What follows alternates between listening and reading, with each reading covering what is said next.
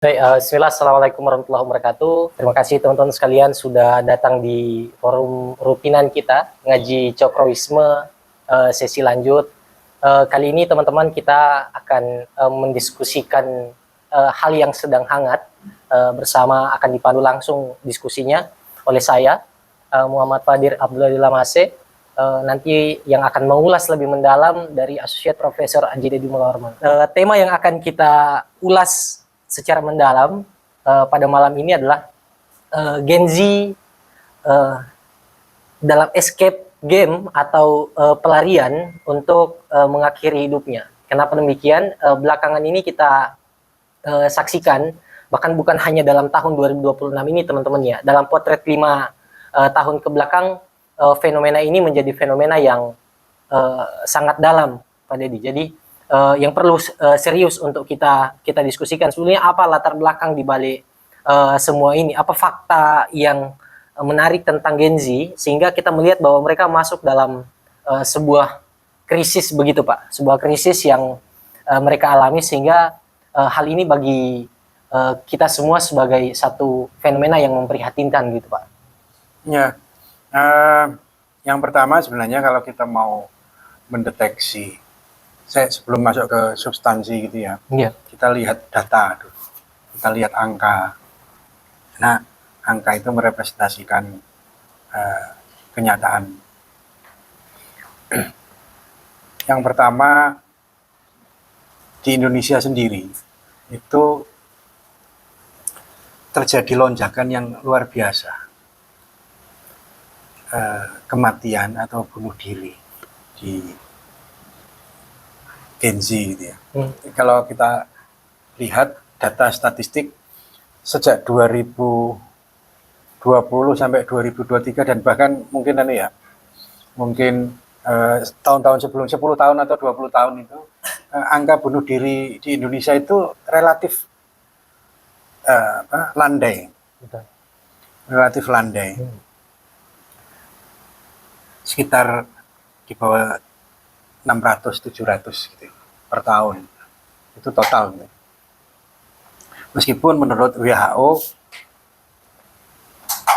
angka itu bisa lebih dari itu, bisa 3-4 kali karena ini kan ada kebiasaan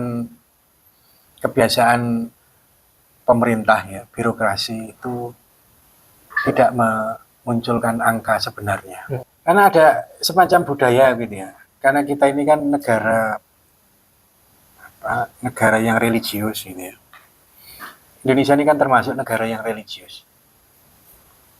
Bahkan salah satu dari negara-negara yang tingkat religiusitasnya tinggi. Sehingga ada budaya malu kalau menyebut bukan hanya pemerintah ya, tapi keluarga gitu ya. Ketika ada yang bunuh diri, lebih baik tidak diomongkan, dianggap kecelakaan atau sakit. Nah, data itu 600 sampai 700, sekitar sampai tahun 2023. Tapi itu kemudian melompat, gitu ya. Tahun 2024 itu 849. Bahkan data tahun 2025 itu melompat 60%. Sampai mencapai 1.300-an. 2026 ini diprediksi itu lebih dari 1.300. Bahkan bisa 2 kali lipat. Kalau itu kan 60% ya, dari 800 menjadi 1.300 ya. Bisa jadi ini 2 kali lipat. Bisa menjadi sampai 1.700-an. Kalau melihat pola, ada semacam loncatan. Kenapa kok bisa begitu? Ini ada fenomena yang menarik. Anak-anak itu stres dengan kehidupan kampus, kehidupan sekolahnya. Apakah Indonesia saja yang kemudian punya pola yang sama? Oh, pola yang begitu gitu ya? Enggak, polanya sama di Amerika Serikat gitu ya. Dan yang paling banyak itu lompatannya kematian bunuh diri itu adalah di Korea Selatan. Yang sekarang kita jadi rujukan. rujukan K-pop, drakor. Itu anak-anak muda itu kan Gen Z itu kan hobinya nonton itu. Padahal representasi bunuh diri tertinggi di dunia itu yang bunuh diri karena Gen Z-nya punya mentalitas yang hancur. Itu Korea Selatan. Ya kalau kita bandingkan dengan Afrika atau di Amerika Selatan, memang tingkat bunuh dirinya beda. Kalau bunuh diri di India, di Amerika Selatan atau di Afrika itu bunuh dirinya karena kemiskinan. Kalau ini enggak, bunuh dirinya itu yang saya sebut seperti bunuh diri karena escape versi game. Kalau kita, kenapa ya anak muda sekarang kan hobinya main game, sukanya kan scroll, nggak cocok scroll. Nah kemudian main game, hobinya kan main game. Di Mobile Legends itu kan ada istilah kalau mau escape itu kan masih ada nyawanya lagi tuh, recall gitu ya, hidup kembali gitu ya. Mereka punya imajinasi seperti itu, yang itu menjadi bagian dari mentalitas. Oke, itu yang pertama. Jadi data peningkatan bunuh diri di Gen Z itu sudah agak membahayakan. Ini semacam krisis senyap gitu ya, yang nggak kelihatan. Kemudian kalau dibandingkan gitu ya, kematian karena perang itu total seluruh dunia. Korban perang, mati karena perang secara global itu hanya mencapai 230.000 sampai 300.000 per tahun 2024. Ternyata korban bunuh diri itu mencapai 740.000. Atau bunuh diri itu dicatat setiap 43 detik itu ada orang bunuh diri di dunia. Angka ini bukan masalah statistik. Ini angka ini adalah alarm gitu ya. Alarm darurat. Terutama alarm darurat di kampus-kampus. Ya nanti kita akan lihat data di kampus seperti apa kan gitu. Saya kira itu awalan gitu ya, awalan. Jadi itu fakta menarik yang terakhir tadi Pak. Escape-nya itu pelarian itu menjadi mentalitas sudah. Karena dia punya role model dan role modelnya salah sebetulnya Pak. Itu satu. Yang kedua yang jenengan bilang tadi, angkanya menarik. Kok angka yang mati karena perang lebih sedikit daripada yang bunuh diri. Nah yang menarik tadi Pak, nyoroti tentang isu dominasi yang memilih langkah untuk pelarian ini kan anak-anak muda Pak. Khususnya mereka yang sebetulnya punya latar belakang pendidikan yang bisa kita sebut cukup mapan lah. Dalam hal ini mahasiswa-mahasiswa. Nah ini angka ini kenapa ini Pak? Kok bisa di kalangan mahasiswa punya pikiran untuk mengakhiri hidupnya, sedangkan sebenarnya dia punya pendidikan yang cukup membekali dirinya sebetulnya untuk punya keputusan-keputusan yang baik. Tapi ada apa Pak di balik keputusan-keputusan ini?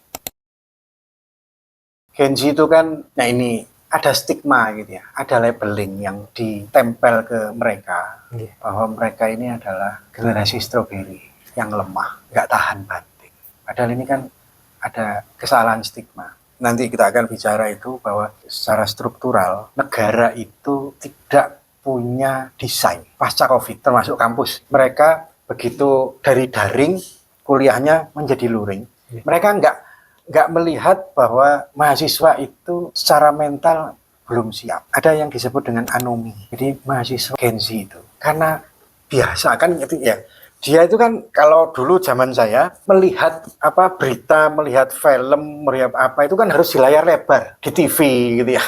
Menyenangkan, TV kan besar gitu. Sekarang cukup di smartphone, cukup di handphone, mereka bisa masuk ke dunia itu. Itu adalah dunia yang sepi. Bahkan di kamar pun mereka bisa melihat perang dunia, mereka bisa melihat pantai, mereka bisa melihat realitas gitu ya. Nah, kemudian kok di dalam handphone itu juga ada yang namanya game, ada permainan, tugas juga ada di laptop, ada di handphone.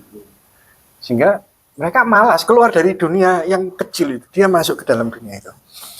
Nah, begitu dia masuk ke dunia itu dan dia kemudian dihadapkan pada realitas yang sebenarnya, dia harus kuliah offline yang secara sosiologis mereka harus berinteraksi dengan manusia yang lain, apalagi kampus-kampus besar.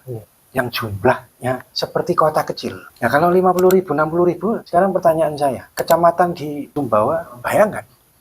Jadi kampus sekecil itu, arealnya, manusianya banyak sekali. Nah itu gaduh kan, begitu gaduh dia stres. Itu yang disebut dengan anomi. Makanya dia ingin escape dari itu. Kalau sudah mulai gaduh, kok bising, banyak orang ngomong itu pusing dia. Dia biasa di kamar. Kemudian dia harus dihadapkan dengan masuk kelas, yang kelas itu 30 sampai 40 orang. Habis begitu jamnya habis harus pindah lagi ke kelas yang lain dengan orang yang lain lagi, gaduh lagi. Bagi yang nggak kuat ya, dia stres. Satu itu. Jadi perilaku anomik itu semacam keinginan untuk menjadi manusia yang eskapis, loneliness gitu ya. Dia lebih baik menyendiri. Dan itu ternyata kecemasan-kecemasan yang karena anomi itu mencapai 54% dari Gen Z secara nasional. Dan itu kecemasan yang memburuk itu dari 2024 sampai 2025 bahkan sampai sekarang itu meningkat. Catatan per 2024 54%. Pakai logika kan gitu. 2024 mencapai 54%. Padahal yang bunuh diri banyak sekali. Per hari ini aja tadi sudah langsung kelihatan di berita ada yang bunuh diri kan di Lombok minggu kemarin atau 2 minggu yang lalu. Itu di Malang. Sebelumnya di Mojokerto. Jadi hampir tiap hari itu ada lonjakan-lonjakan bunuh diri yang makin cepat. Nah, kemudian 36% mahasiswa itu merasa depresi hampir setiap hari. Dan ini jauh lebih tinggi dari generasi seperti saya. Saya itu kalau sudah stres kan gampang healingnya. Kumpul sama kalian, ngobrol itu udah hilang. Jadi sebenarnya mereka tuh nggak lemah. Tapi karena mereka digerus dengan tadi, anomi tadi, digerus dengan tekanan yang berbeda menurut persepsi mereka. Jadi misalnya begini, di kampus saya waktu masih kuliah itu kan namanya nunggu dosen untuk bimbingan skripsi. Itu kan biasa. Saya tuh dulu kalau bimbingan datang sudah janjian tuh. Janjiannya nggak pakai WA lagi kan. Janjiannya itu harus ketemu dengan sekretarisnya di ruangannya. Mbak, saya mau ketemu Prof. Sumantri. Dosen pembimbing saya dulu Prof. Sumantri almarhum. Oh iya mas, ini jadwalnya besok baru bisa jam 10. Oh iya kalau gitu saya datang besoknya jam 10. Ternyata dia ada rapat lagi. Sampai jam 1 mas ditunggu aja besok jam. Ternyata beliau keluar dari ruang rapat. Oh Mas Edi, besok ya saya masih ada acara lagi nih. Nunggu lagi besok. Terus. Santai aja. Paling gerundel kan? Iya. Jadi jadi Ngedumel. Stigma dosen ini angel ketemu nih dosen ini. Itu aja sudah capek. Nah, itu bagi Gen Z yang teknologinya sudah didesain seperti handphone yang cepat, suka scroll kan dia pingin cepat. Ya. Itu bagi dia adalah rumit. Belum lagi kalau dia harus kerjakan skripsi. Itu aja masih kerja berdarah-darah. Dulu saya harus ngetik pakai mesin ketik. Salah, ambil kertas buang. Kalau enggak ditipek jelek buang lagi ya, ngetik lagi. Sekarang tinggal Kontrol A, Pak. Kontrol A ya. Nah, lebih mudah gitu. Tapi bagi mereka itu burn out. Ya. Kepalanya itu langsung error, Pak. Error. Itu baru urusan skripsi, belum UKT. Kampus-kampus besar itu adalah representasi keinginan orang tuanya supaya anaknya punya jati diri dan capaian masa depannya itu sudah bisa dipertanggungjawabkan secara finansial. Dia harus ngejar itu. Padahal di satu sisi, kemudian UKT-nya tiap tahun kan berubah. Iya. Ya kalau orang tuanya pas, duitnya aman. Kalau enggak, kan ada cerita di kampus di ITB apa di IPB itu ya. Yang karena nggak bisa bayar UKT, ya sudah bikin pengumuman di kampus. Kalau perlu aja pakai pinjol aja sebagai solusi. Oke, begitu kena pinjol nggak bisa bayar, bunganya lebih tinggi. Memang cepat di awal tapi bunganya lebih tinggi. Pada akhirnya apa? Dia nggak bisa bayar, dia harus berhadapan dengan tukang tagih. Ya, debt collectornya, Pak. Debt collector. Ada bullying finansial itu kan. Ya. Nah kalau bullying di Korea Selatan atau di itu kan dark humor di TikTok atau di Facebook atau di IG kalau kita pingin show up gitu kan kemudian postingannya kurang baik itu kan dibully di situ ya. Ya. Itu aja sudah stres mereka. Apalagi kalau buliannya itu bulian kolektif. Nah ini pinjol lebih ngeri lagi. Fotonya dikirim ke keluarganya, dikirim ke temannya, dikirim ke kampusnya, dikirim ke tetangganya, stres ya. Ya akhirnya kan karena sanksi sosial dia merasa malu. Ya. Begitu malu, ya sudah dia mundur. Nah begitu mundur dia masuk ke kamar. Kan banyak mahasiswa yang mati di kamar kan, Ya. kamar kosnya. Itu karena tadi itu burn out ya, anomi tadi. Jadi itu sih Ya. ada kegelisahan yang luar biasa, mentalnya sudah. Di satu sisi struktur birokrasi kampus belum mendukung. Contoh saja gedung tinggi. Ya. Kalau bagi orang biasa kan nggak apa-apa gedung. Tapi kalau Gen Z yang biasa main game, karena heroisme di game itu kan meloncat dari gedung tinggi itu kan keren. Nah, bagi dia ketika dia sudah stres, secara mental dia stres, dia melihat gedung itu, dia naik ke atas. Dan dia kemudian lock out dari dunia. Kan keren tidak? Lock out, escape itu, eskapisme. Kan itu ada mentalitas eskapisme. Jadi dia keluar dari realitas, eskapis dia. Tapi kemudian dia karena dia masuk ke dalam mentalitas yang dibangun karena dia sudah berinteraksi lama dengan dunia game. Dia ingin lock out aja. Bagi Gen Z, dia nggak sadar itu. Dia sudah nggak ngerti dunia nyata dan dunia maya itu dia kabur. Ketika dia stres loh ya. Ketika dia stres, bias dia sudah goyang dia. Nah, udah lock out aja. Nyoba dia.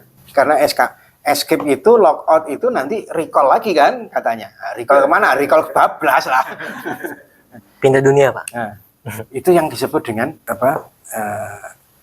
kekaburan mentalitas escape tadi antara dunia maya dan dunia nyata.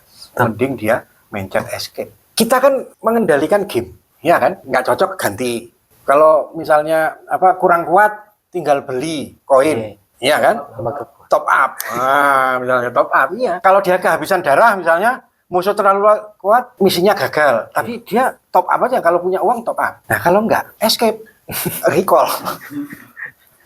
Ya bablas lah gitu ya. Nah itu begitu dia escape itu dia tenang, bahagia dia. Alhamdulillah nggak jadi mati, gitu, recall lagi. Game save, kan gamenya di save lagi kan? Bisa di save. Gitu. Begitu gamenya di save ya aman dia. Padahal dunia nyata kan nggak gitu. Begitu dia gagal bayar pinjol, begitu dia skripsinya mentok berbulan-bulan, dia merasa jadi beban keluarga, realitas terasa begitu menindas, nah sudah. Solusi di otaknya itu error. Ngapain? Ya, dia menganggap bunuh diri sebagai tombol lockout. Hasil dari rasa malu dan sakit yang dirasa itu, ya udah game over aja nggak apa-apa. Kan nanti di save. Lockout aja supaya di save. Nah, itu benar loh itu. Itu bisa jadi begitu dan itu belum ada yang mendeteksi lebih dalam. Selanjutnya itu Pak, kalau kita coba dalami topik ini, yang menarik tadi di awal jenengan sudah pantik bahwa sebenarnya kalau kita perhatikan ada kegagalan sistemik Pak, yang dari semua ini sebetulnya kegagalan sistemik yang berujung pada institusi-institusi entah itu negara ataupun dari kampus. Nah, itu mungkin bisa diperjelas di bagian kampusnya ini apa, spesifik di bagian negara ini tuh nanti apa Pak, sehingga ini sebetulnya bukan hanya masalah sepele tentang mentalitas yang di permukaan yang dilihat, tapi ada sebetulnya yang secara sistemik ini berjalan. Itu mungkin dari dua institusi ini tadi. Itu kita butuh ulas lebih jauh kayaknya Pak. Iya, jadi yang berubah harusnya memahami Gen Z itu kan tidak bisa kemudian kampus maupun negara itu melihat Gen Z sebagai korban atau sebagai orang yang menjadi tempat salah, karena mereka punya realitas berpikir kemudian imajinasi yang beda dan kita belum bisa memahami itu.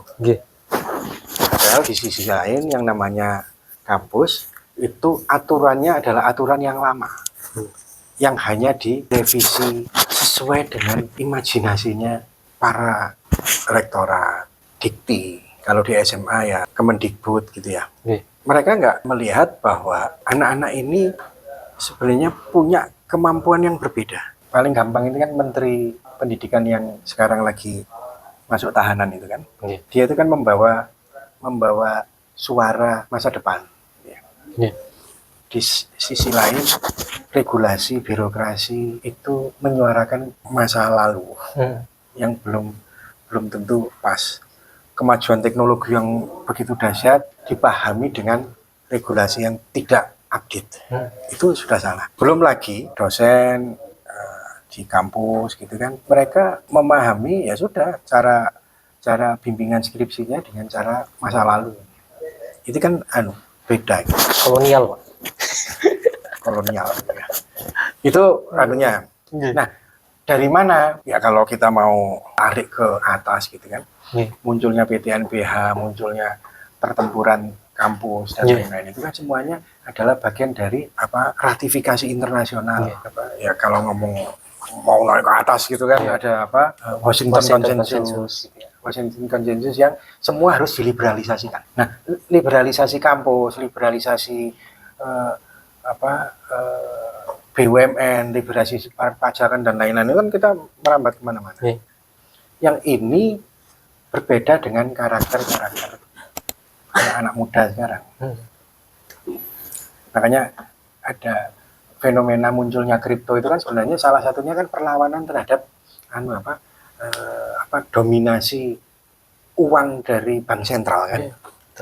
Karena uang itu kan dikendalikan oleh bank sentral. Sehingga anak-anak muda kan, ya anak muda yang biasa di ruang-ruang internet ini ya bikin aja. Awalnya kan cuma masalah koin game. Poin game gitu ya, poin game akhirnya digging ini gali menambang poin, habis itu nambah banyak akhirnya loh itu bisa jadi duit, akhirnya bikinlah mata uang sendiri mereka. Loh itu kan dari sisi itu aja mereka negara sudah kebingungan. Nah, yang paling berbahaya sekarang adalah mentalitas yang belum bisa ditangkap oleh kampus. Di satu sisi kampus itu sebenarnya kampus besar itu kan ujungnya kan mesti nyari uang yang banyak, ya supaya kampus bisa bergerak, beroperasi dan bisa membayari dosen-dosennya. Ini aku ngomong dosen itu malah saya nggak mau ngomong ke sana deh. Tapi yang jelas ada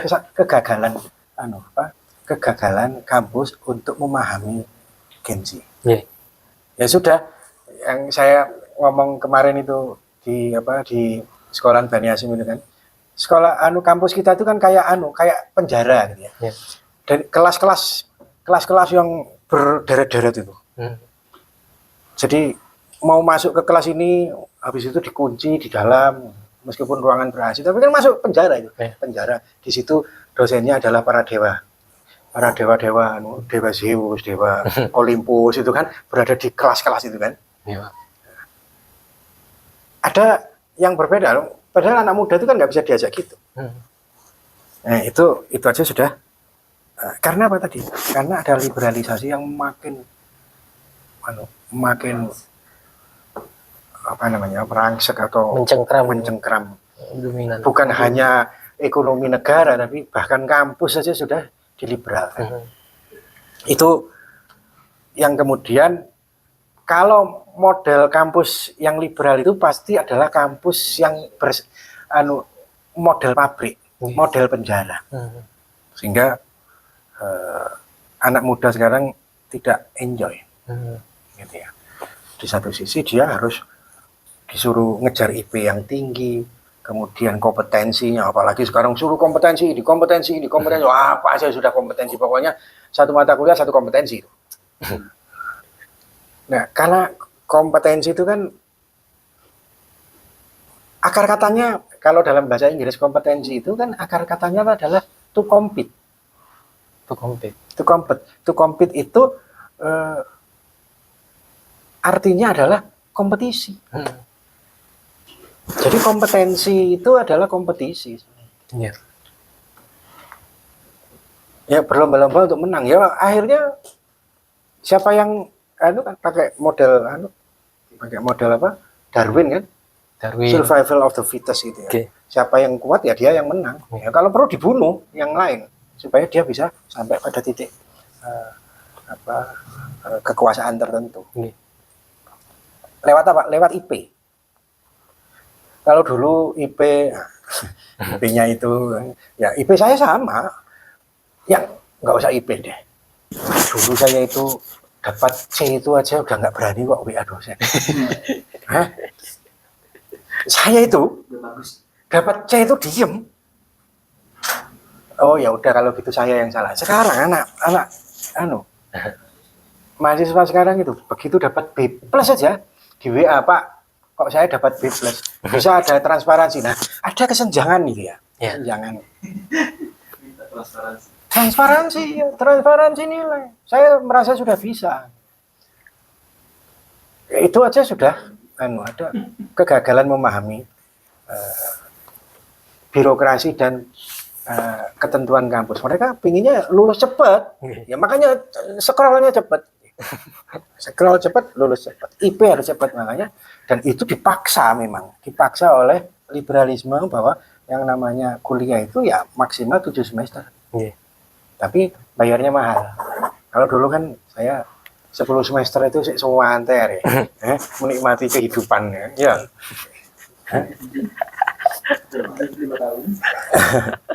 Kenapa kok harus lulus cepat? Ya UKT-nya mahal, ya cepat harus mahal. Nah, itu cara berpikir liberal gitu ya. Semua urusannya duit, semua urusannya hitungan. Ya dia harus bayar mahal, maka IP-nya harus tinggi. Kalau IP tinggi dia akan dapat pekerjaan yang baik. Kan gitu. Semua cara bekerjanya. Padahal harusnya kan nggak begitu. Harusnya seperti apa? Yang jenenge kuliah itu kayak interaksi yang dinamis, tidak terjebak pada dunia yang cepat. Belajar itu kan dengan batin, dengan jiwa, dengan roh yang menikmati suasana kampus. Sekarang nggak ada suasana kampus. Suasana kampus itu ya pokoknya datang kayak kupu-kupu apa? Kuliah pulang. Mahasiswa kupu-kupu. Jadi enggak, kampus itu bukan untuk makna hidup. Kampus itu bukan untuk menguatkan idealisme, menguatkan struktur berpikir. Enggak. Pokoknya segera lulus,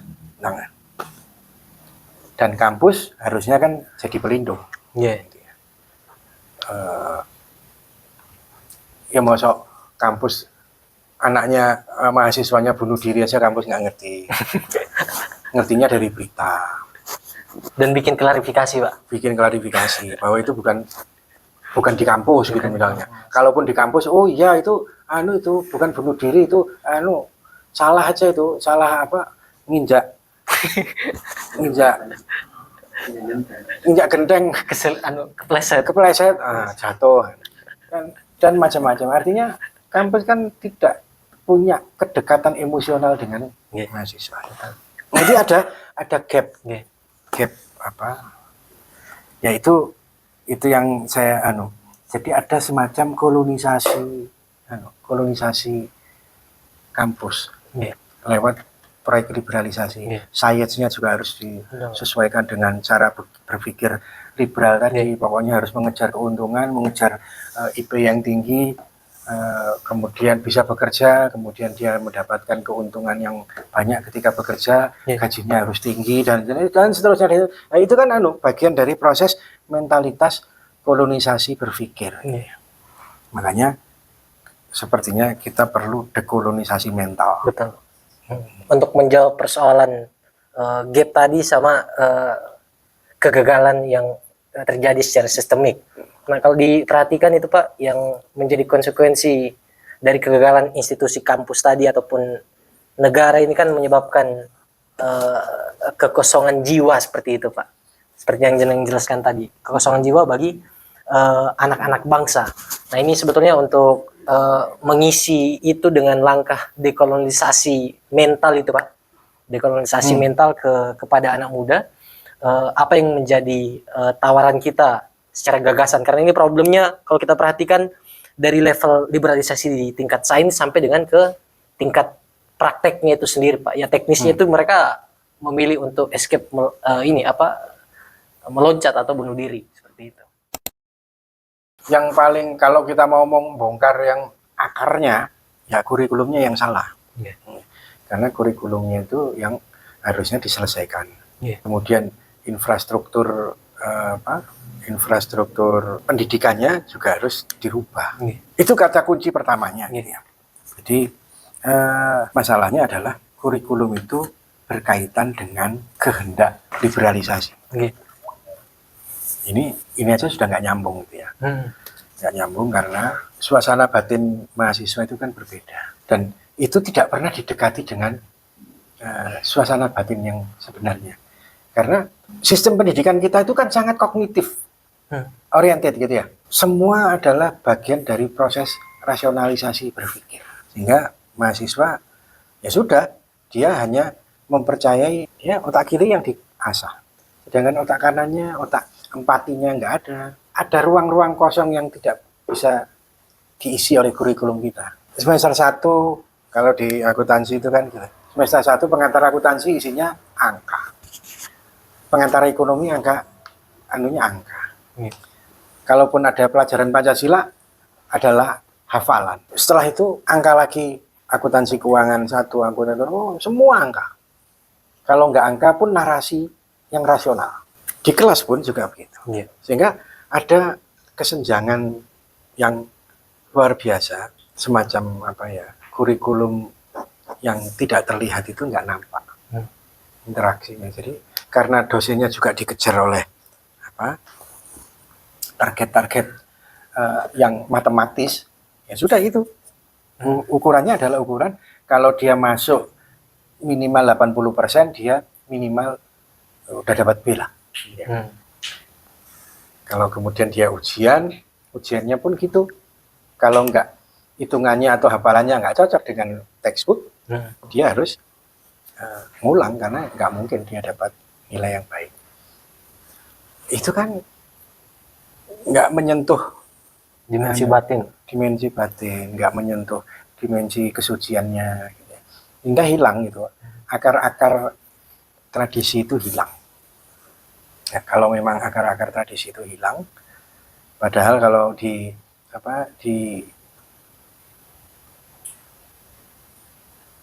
Jawa gitu kan ya, itu yang tradisi belajar itu kan berbeda. Ya, tradisi belajar itu kan tradisi untuk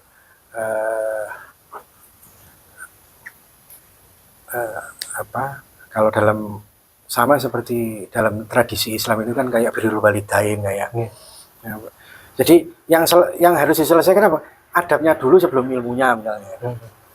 Nah kalau itu kan enggak, karena demokrasi belajar itu tinggi, ya sudah.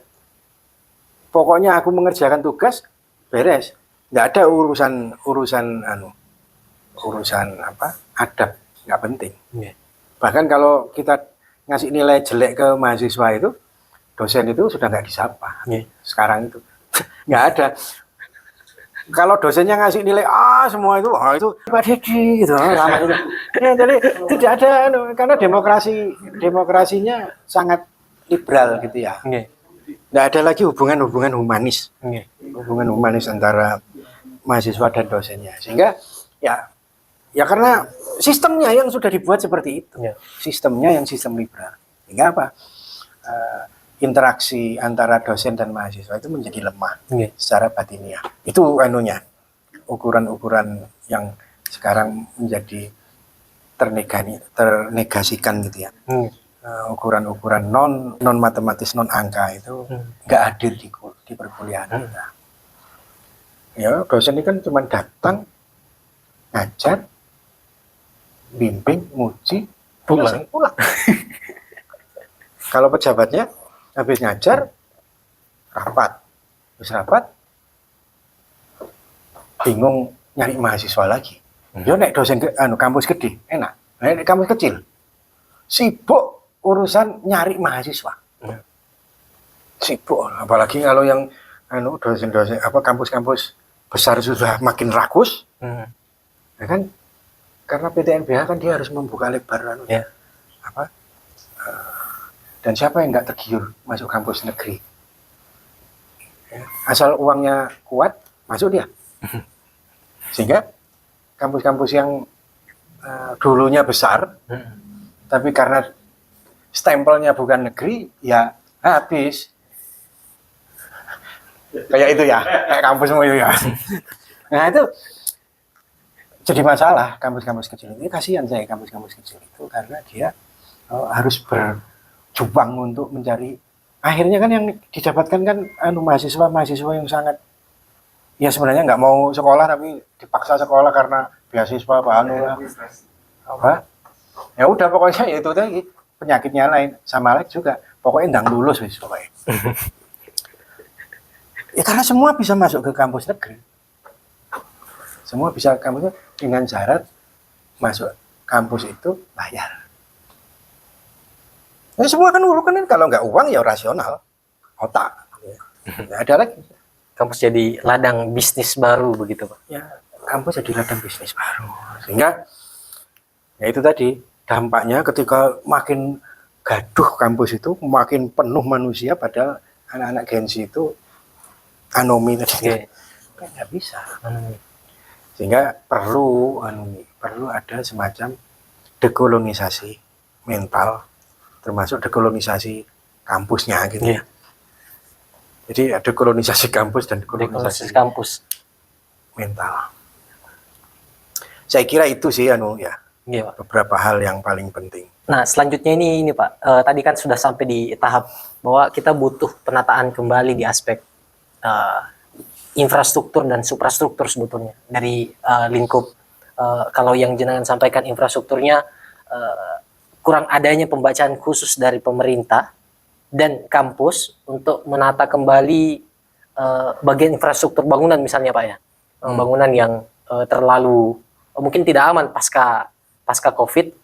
Begitupun juga dengan di bagian kurikulumnya, karena banyak kesesuaian hal-hal yang perlu disesuaikan untuk pendekatan dengan mentalitas Gen Z pasca pandemi, entah dia yang dibentuk oleh model doom scrolling itu Pak, yang kemudian yang jenengan sampaikan modelnya dia escape game, tidak bisa membedakan antara dunia nyata kemudian dengan dunia yang maya itu seperti apa, sehingga dia bias. Nah, jadi dua hal ini sebetulnya yang menjadi problem pokoknya seperti itu, sehingga itulah yang menyebabkan dia mengambil langkah-langkah untuk lockout Pak. Jadi perombakan secara kurikulum itu sangat urgent seperti itu Pak ya, dan bukan hanya dekolonisasi atas mentalitas tapi dekolonisasi atas kampusnya itu sendiri, sehingga hal ini sebenarnya Pak, kalau kita bicara soal dekolonisasi atas kampus itu sendiri, maka bagaimana langkah-langkah kita untuk menjadikan kampus ini bukan lagi tempat yang ditakuti seperti itu Pak. Karena semua orang kalau mendengar istilah kelas, istilah kampus itu kayak bukan menjadi bagian dari dirinya, tapi menjadi bagian yang terpisah, seolah-olah kalau banyak yang menyatakan bahwa kampus itu tempat untuk, atau kata Pak Ki Hajar Dewantara itu taman bermain, sekarang kayaknya tidak Pak. Maka apa yang sebaiknya agar anak-anak muda ini menjadikan kampus sebagai atmosfer bermain lagi, atau tempat untuk dia bercengkrama begitu Pak, baik secara batinnya ataupun pikirannya seperti itu. Dampaknya itu kan kemana-mana. Karena liberalisasi itu kemudian menyebabkan kampus harus berjuang mati-matian untuk mendapatkan mahasiswa supaya bisa hidup. Nah, dengan makin banyak mahasiswa kan makin banyak butuh kelas.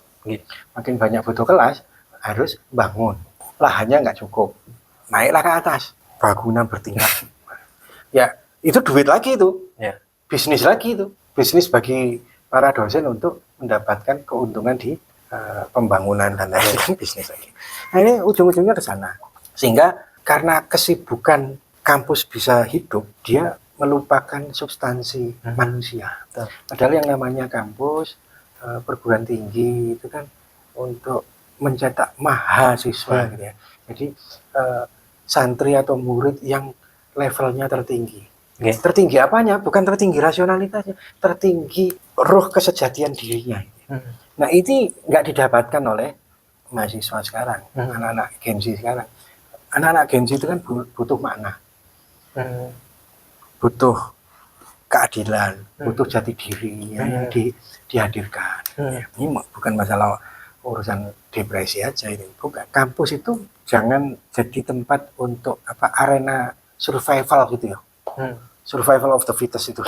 Siapa yang kuat dia yang menang. Jadi urusannya cuma ngejar IP tadi itu. Itu kan bahaya. Apakah kampus sudah punya ruang-ruang aman bagi anak-anak muda itu ya? Makanya ruang-ruang terbuka menjadi, saya nggak ngerti, dosen itu boleh nggak ngajar di taman gitu ya? Ini kalau ngajar di taman itu sebenarnya kan lebih bagus itu ya. Tapi kadang-kadang regulasi tidak mengizinkan itu. Itu saja sudah berubah. Mahasiswa kampus itu menjadi sangat tidak nyaman bagi mahasiswa, bagi agensi. Bagaimana agensi bisa nyaman dengan kampus yang gaduh begitu? Yang jelas kalau dekolonisasi kampus itu harusnya bukan hanya kurikulumnya, tapi juga dia harus bisa memahami perubahan zaman, perubahan manusia, perubahan genzi. Jadi harusnya kampus itu merancang sistem pendidikan, kurikulum, kemudian desain kampusnya itu sesuai dengan bayangan imajinasi anak sekarang. Kan sekarang enggak. Yang namanya mahasiswa itu datang ke kampus itu imajinasi berbeda imajinasi. Bukan seperti yang dia bayangkan. Betul. Yang penuh sesak itu. Nah ini harusnya kurikulumnya pun juga begitu. Kurikulum yang dibangun berdasarkan roh dan jiwa dan imajinasi mahasiswa itu. Bukan sebaliknya, kampus memaksakan imajinasi masa lalu para pengelola manajemen kampus. Ini loh kampusnya modelnya gini ya. Harusnya dirubah ini. Saya kira masih polanya masih sama, coba kan. Polanya masih kalau masuk kampus, kemudian ada ospek, nanti ada ospek, habis itu kuliah, habis kuliah nanti pemilwa kan gitu ya. Habis pemilwa, terus anak-anak mahasiswa semester 5, semester 6 harus mulai lagi masuk ke kampus. Nah, daya kritisnya kan nggak terjamin gitu ya.